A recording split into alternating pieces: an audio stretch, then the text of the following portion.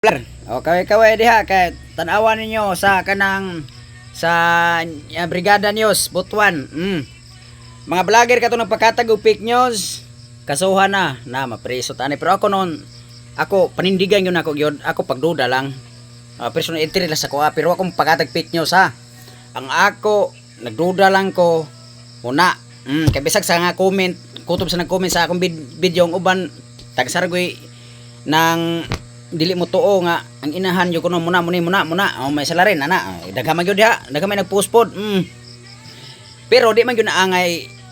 ingon naon nga imo nang kasuhan ingon ana kanang nagduda gidudahan ang inahan kay ano pati nag-comment no nagduda man gud tapos kung kinsa toy nagpakalat og fake news nga nagpalabas og post nga lumabas na ang investigation nilabas na ang result nga gitumbok god nga ang inahan gyud ang naga buhat katong hinggawas na kuno ang result digawas ng autopsy digawas na tanan final result na nga hinggawas na gyud nga yun po talaga yung ang salarin ang nanay ang pamilya kato may kasuhan katong nagpagawas og fake news nga hinglabas na ang result bisag wa pa katong nagpakuan ba nagpagawas og balita nga hinglabas na ang result sa kuan nga ang inahan gyud may salarin bisag wa pa kato may inyo kasuhi pero ang inong kini nakisabay lang sa viral nagipost lang yung kasuhan Mario Joseph di man nalig-on nga ebidensya nga no nganong lig-on man ebidensya nga igo ra man na sila nakisabay post pares ako nagisabay dili man po ninyo ni mo basol nga magduda gud mi sa inahan kay lahi man gud ang reaksyon sa inahan gud sa amo lang po di opinion nga nagduda mi sa amo lang wala dito karapatan mo opinion diri sa kuan social media nga magkita matagbase kay ginikanan sad mi ginikanan man mi so burag ang amo lang gud nahimo tungod pud sa among manong magduda mi kay iba may ang reaksyon burag wa man siya maluoy sa bata wag mi kita ng hilak di ba katong paggawa gyud nga nagkarakara di ba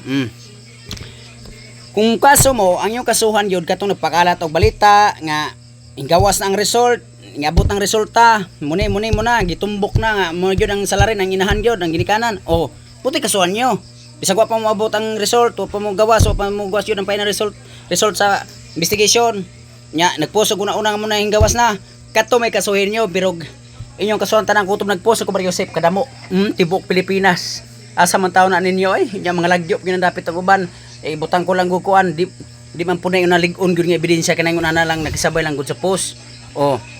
ang lig-on nga ebidensya nga kasuhan ninyo katong nagpagawas karon og balita nga hinggawas na ang kuan result nga hinggawas na ngadto na ninyo pangitaa kung kinsa gyud nagpagawas karon og result nga hinggawas ng autopsy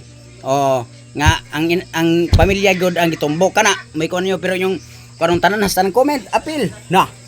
kadamo tibok Pilipinas sa Mario Joseph mga idol paki-share sa video mga idol paki-share sa video para maabot to sa mga vlogger nga nagpakatag og fake news ako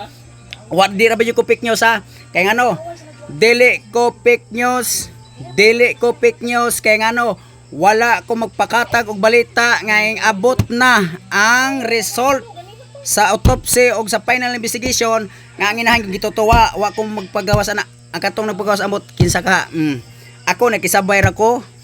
sa reaksyon ako sa inahan nagbase di ba so mga idol pag-share sa video